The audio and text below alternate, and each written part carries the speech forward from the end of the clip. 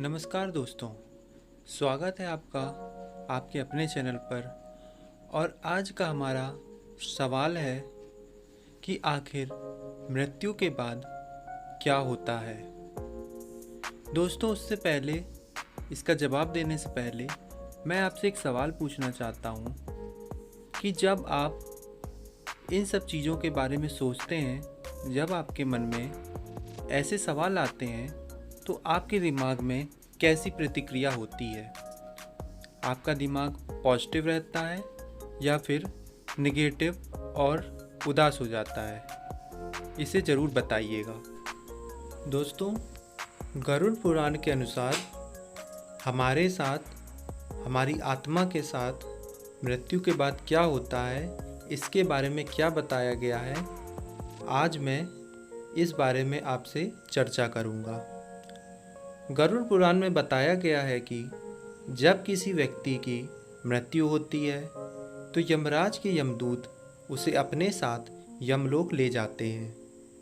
यहाँ उसके अच्छे और बुरे कर्मों का हिसाब होता है। फिर 24 घंटे के अंदर यमदूत उस प्राणी की आत्मा को वापस धरती पर छोड़ जाते हैं। यमदूत के द्वारा आत्मा को वापस छोड़ जाने के बाद मृतक की आत्मा अपने परिजनों के बीच भटकती रहती है और अपने परिजनों को पुकारती है, लेकिन उसकी आवाज़ कोई नहीं सुन पाता। यह देखकर मृत व्यक्ति की आत्मा बहुत बेचैन हो जाती है और ज़ोर ज़ोर से चिल्लाने लगती है। इसके बाद आत्मा अपने शरीर के अंदर प्रवेश करने की कोशिश करती है, लेकिन यमदूत के पास बंदिश होने के कारण वह मृत शरीर में प्रवेश नहीं कर पाती। इसके अलावा गरुड़ पुराण की माने तो जब यमदूत आत्मा को उसके परिजनों के पास छोड़ जाते हैं तो उस समय उस आत्मा में इतना बल नहीं होता कि वो यमलोक की यात्रा कर पाए। गरुड़ पुराण के अनुसार मृत आत्मा के विभिन्न अंगों की रचना होती है।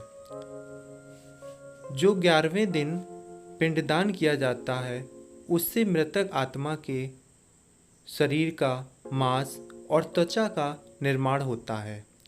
जब 13वें दिन उसकी 13वीं की जाती है तो उस दिन मृतक के नाम का पिंडदान किया जाता है। उसी से वो यमलोक तक की यात्रा तय करते हैं। अर्थात मृत्यु के बाद मृतक के नाम का जो पिंडदान किया जाता है, उसी से ही आत्मा को मृत लोक से यमलोक तक यात्रा करने का बल मिलता है। इसलिए ही गरुड़ पुराण में बताया गया है कि जब किसी मनुष्य की मृत्यु हो जाती है तो उसकी आत्मा 13 दिनों तक अपने परिजनों के आसपास भटकती रहती है। उसके बाद आत्मा मृत लोक से यमलोक की ओर निकल पड़ती है, जिसे पूरा करने में उसे पूरा 1 साल का वक्त लगता है। इतना ही नहीं, मान्यता के अनुसार 13 दिनों तक मृतक के नाम का किया गया पिंडदान उसके 1 वर्ष के भोजन के समान होता है। दोस्तों, एक सवाल और आप सबके मन में होता है कि यदि पिंडदान न किया जाए तो क्या होगा। अगर पिंडदान न किया जाए तो दोस्तों, आपको बता दें कि इसका वर्णन भी गरुड़ पुराण में किया गया है। जिस मृत व्यक्ति का पिंडदान नहीं किया जाता है, यमदूत उसे 13वें दिन जबरदस्ती बुरी तरह घसीटते हुए यमलोक की ओर ले जाते हैं और मृतक व्यक्ति की आत्मा को इस दौरान बहुत बुरा कष्ट उठाना पड़ता है। इसलिए हिंदू धर्म में मनुष्य की मृत्यु के बाद 13 दिनों तक पिंडदान करना आवश्यक माना गया है। इसके अलावा आपको बता दें कि 13वें दिन परिजनों के द्वारा मृतक व्यक्ति के नाम का भोज करवाया जाता है। अगर वह व्यक्ति कर्ज लेकर मरता है तो उस व्यक्ति की आत्मा को शांति नहीं मिलती। इतना ही नहीं, गरुड़ पुराण में यह भी बताया गया है कि जो व्यक्ति जीवित रहते हुए बहुत अच्छे कर्म करता है तो मृत्यु के बाद उसकी आत्मा को यात्रा के दौरान यमदूत कोई कष्ट नहीं देते हैं, और जो व्यक्ति बुरे कर्म करते हैं, यमदूत उसे बहुत कष्ट देते हैं और उस आत्मा को बहुत कष्ट भोगने पड़ते हैं। इसके अतिरिक्त दोस्तों, एक मैं कहानी आपको और बताना चाहूँगा।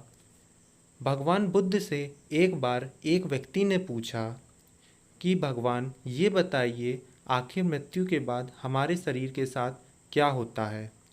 भगवान बुद्ध ने हंसते हुए इस व्यक्ति से पूछा कि ये बताओ, यदि तुम्हारे शरीर में कोई विष लगा हुआ बाण घुस जाए तो तुम क्या करोगे? पहले वह बाण अपने शरीर से निकालोगे या फिर ये देखोगे जाकर कि वह बाण किसने मारा है और कहाँ से आया है? तो उसने कहा कि नहीं, सबसे पहले मैं अपने शरीर से बाण निकालूंगा। तो भगवान बुद्ध ने कहा कि ठीक उसी प्रकार हमारा जीवन है। हमारे जीवन में जो हमें दुख मिले हुए हैं, पहले हमें उसके निवारण के बारे में सोचना चाहिए और मृत्यु के बाद क्या होगा उसके बारे में सोचकर कोई भी फ़ायदा नहीं है।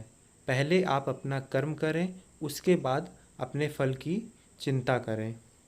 दोस्तों, मैंने ये कहानी साथ में इसलिए जोड़ी है ताकि मैं आप लोगों से ये उम्मीद करता हूँ कि आप ऐसी विचार अपने दिमाग में ज़्यादा ना लाएं। इससे मुझे पता है, मैंने भी ये चीज़ें देखी हैं, दिमाग में बहुत नेगेटिविटी आती है, दिमाग बिल्कुल सकारात्मक नहीं सोच पाता है, हर समय आपका मन उदास रहने लगेगा। इसलिए ऐसी बातों के बारे में ज़्यादा दिमाग में मत लगाएं।